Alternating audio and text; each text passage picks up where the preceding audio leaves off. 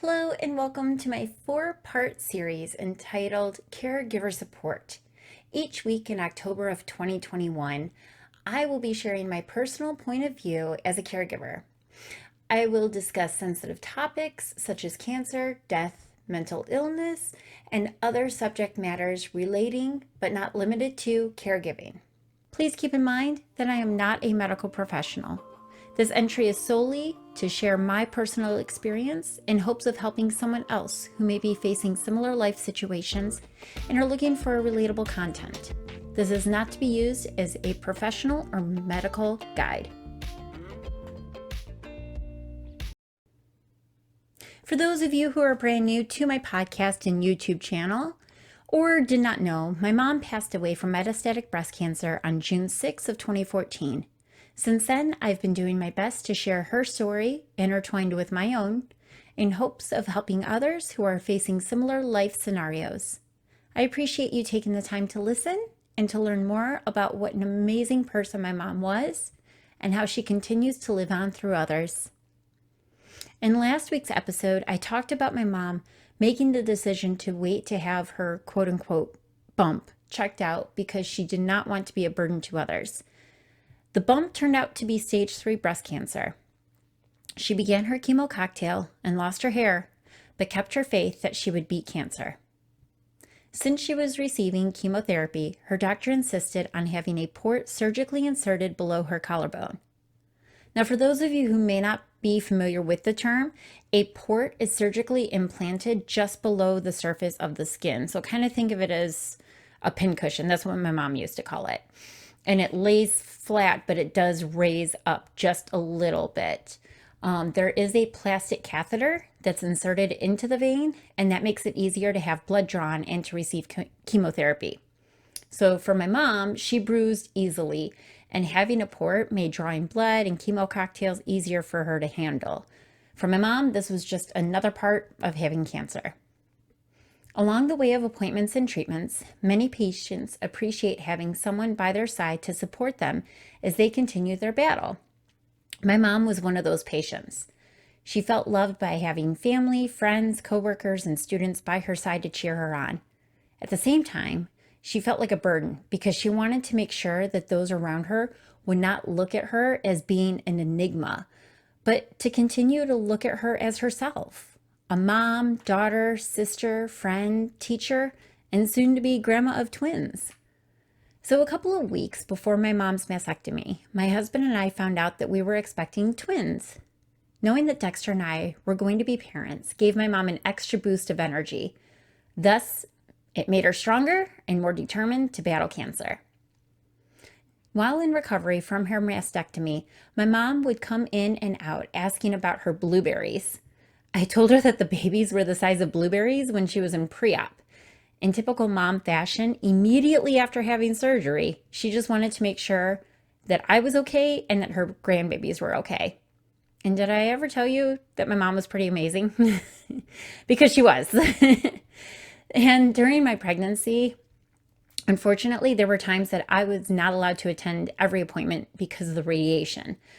I even had a cold at one point and was prohibited from being around her due to her immune system. But my mom reassured me that she was fine and that she was going to be okay, just as long as I took care of myself and the babies. So by including my mom in many day-to-day activities, I unknowingly provided an outlet for her. Before the pregnancy, I didn't want to bombard her with happenings within my life because I wanted to focus solely on her. However, this was bringing her down and surrounded her with more cancer-related content. Instead, she desperately wanted to hear about anything else involving everyone else but herself. Now, mind you, I'm not saying that as a caregiver, you are to now go out and grow your family with a child or a fur baby just to take your loved one's mind off of their diagnosis and treatments. But what I am suggesting is to provide a positive outlet. Give them something to take their attention off of treatments and appointments. So do you have news to share? Tell them about it. Do they enjoy walking around a local park? Walk around the park with them. It doesn't have to be any grand gesture or an expensive outlet. Just include them in as much of your life as you would like, and or give them something to look forward to and do the activity with them as much as they would like for you to do. And this helps with your loved one's well-being and yours as a caregiver. When my mom focused on my pregnancy and taught at Clay High School, her light shone brightly. She had a difficult time prior to and after her mastectomy of just knowing that a piece of her was gone. However, as she told me, the piece that was removed no longer belonged to her, belonged to cancer. It was a small price to pay for a larger piece to hold on to, which was her life. In late May of 2011, my mom attended a doctor's appointment. She received the amazing news that she was in remission. She called me after talking with her doctor, and she said that she needed to come right over to Dexter to my house. She rushed over to tell me that she was officially in remission. The way she explained it, I thought it meant that she was in complete remission and that the disease was out of her body. She said the cancer was gone and that she felt great, and we kept hugging and crying, just tears of joy and relief. Weeks later, our twins arrived and life was an ideal situation. My mom had the summer off and was over at Dexter and my house almost every single day. When she wasn't with the four of us, she was out shopping for her granddaughters. She was so happy to be a grandma, and she was a phenomenal one at that. While in partial remission, my mom still had her doctor appointments for regular checkups. A new school year started, and she would frequently come over after teaching for a full day. Her energy was up, and she was always on the go. There was no stopping her, and it was incredible to see her just full of life. Though I didn't feel as needed in the caregiver role, I remained active in her appointments. Whenever possible, I would go with her to her regular checkups. I didn't question everything that Mom told me if I had missed an appointment. Now looking back, I wish I would have. But typically she provided general answers when asked how her appointments went, so I didn't have a reason to doubt her.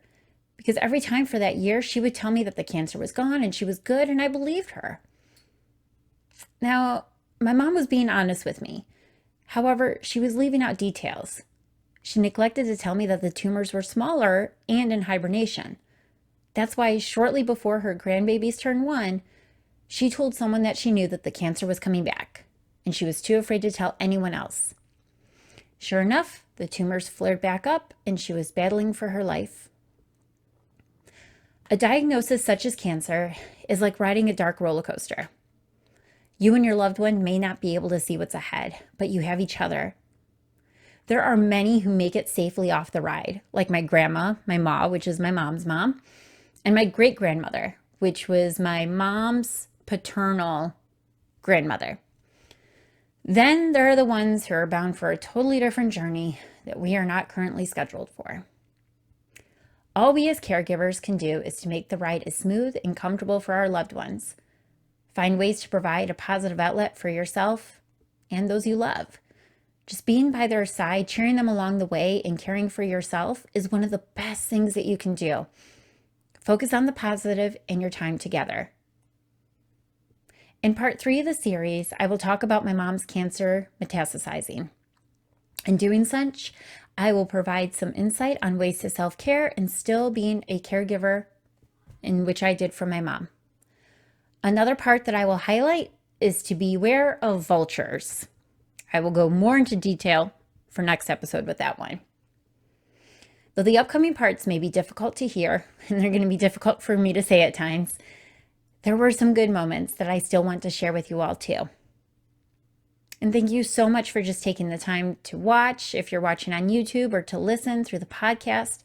I truly appreciate you and your time, and thank you so much for jamming with me. Until then, make sure to stay in contact. Follow on Instagram, on TikTok at jennifer.menendez.522. There on TikTok, I just post random TikTok videos, sometimes relating to caregiver support, sometimes relating to podcasts, and other times just being silly or whatever. And then on Instagram, I have more relatable content that does follow more so along with either my blog, which is at Jenny, Jenny, Lynn, Lin, 1922.com. So that's jennylyn1922.com. And you can actually read the full transcript of today's podcast or today's YouTube video. And there I post relatable content, I cannot say that word today, that it coincides with everything that I just discussed for today and upcoming blogs, posts, vlogs, and ones that have been posted in the past as well. So if you do have any questions or anything like that, or you just want to reach out to someone who's been in that position, who knows, who can understand what you are going through, feel free, send me a message. Don't hesitate. I am here for you. That's why I'm making this content, is to be able to try to reach out to others, because there were so many times that I felt alone, and I don't want you to feel like that. So I want you to have that support. I want you to know that you are loved, and I want to remind you, you've got to take care of yourself too. Thank you so much again for your time, and I will see you in the next episode, or you'll listen to me in the next episode. Take care. Thanks for jamming with me.